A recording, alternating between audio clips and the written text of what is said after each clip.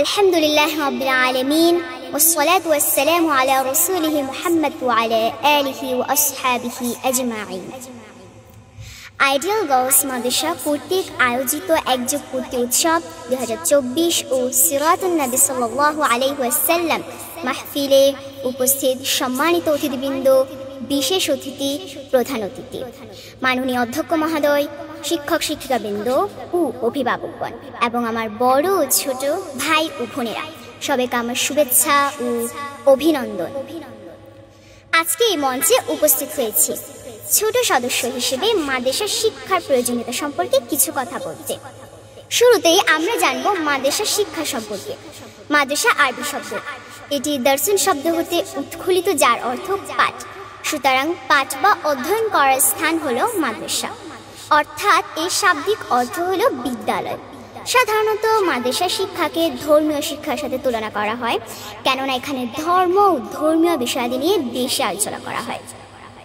ইসলামী শরিয়াহ অনুসরণ করে শিক্ষা দেওয়া হয়, যা চরিত্র গঠনের মূল হাতিয়ার। এক্ষেত্রে মাদ্রাসা শিক্ষা অত্যন্ত গুরুত্বপূর্ণ, কেননা এই শিক্ষা শুধু জ্ঞানের প্রসারতা এনে দেয় না, পাশাপাশি উন্নত চরিত্র গঠন করতেও বেশ ভূমিকা পালন করে থাকে। সম্মানিত সুধী, মানব জীবনের জন্য জ্ঞান অর্জন করা অত্যন্ত গুরুত্বপূর্ণ একটি বিষয়। যেমন প্রিয় নবী হযরত মুহাম্মদ সাল্লাল্লাহু আলাইহি ওয়াসাল্লাম নিজেই ইরশাদ করেছেন, তলাবুল ইলমি ফরিদাতুন আলা কুল্লি মুসলিমিন, অর্থাৎ প্রত্যেক মুসলমান নর-নারীর জন্য জ্ঞান অর্জন করা আবশ্যক। ইবনে মাজাহ 224।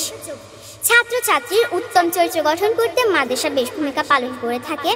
যেমন ইসলামের শিক্ষা হচ্ছে বড়দের প্রতি সম্মান প্রদর্শন করা ও ছোটদের প্রতি স্নেহ করা।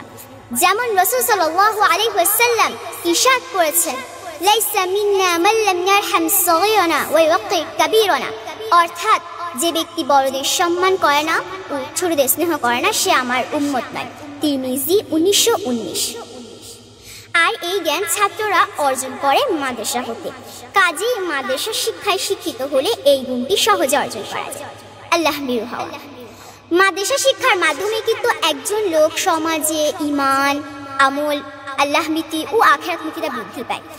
আর এই বৈশিষ্ট্যগুলো আল্লাহ তাআলার নৈকট্য ও সন্তুষ্টি অর্জনের মাধ্যমে আখিরাতের কামিয়াবি অর্জনের অন্যতম পথ।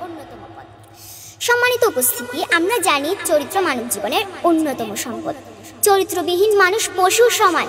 এই অবস্থায় যে ব্যক্তি মাদ্রাসায় লেখাপড়া করে, সে নিজেকে কোরআন হাদিসের আলোকে গড়ে তোলে, ফলে সে উত্তম স্বভাব ও সুচরিত্রের অধিকারী হয়ে ওঠে।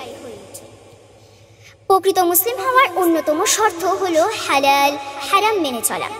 মাদ্রাসা শিক্ষা একজন শিক্ষার্থীকে হালাল হারাম মেনে চলার শিক্ষা দেয়, ফলত সে বাস্তব জীবনে হারাম থেকে বেঁচে থাকে আর হালাল পথ অনুসরণের প্রেরণা পায়। পরিশেষে আমি বলতে চাই, মাদ্রাসা শিক্ষায় শিক্ষিত হলে লোকেরা তাহজিব, তামাদ্দুন, দ্বীন, ঈমান, ইজ্জত, আবরুর ইত্যাদি সংরক্ষণে ঐতিহাসিক ভূমিকা পালন করে থাকে।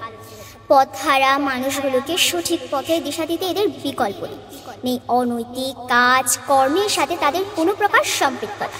মুঠ কথা, সৎ ও আদর্শ জাতি গঠনে মাদ্রাসা যে ভূমিকা পালন করে থাকে, সেই ভূমিকাকে অস্বীকার বা ছোট করে দেখার কোনো সুযোগ নেই। সবাইকে ধন্যবাদ। আসসালামু আলাইকুম।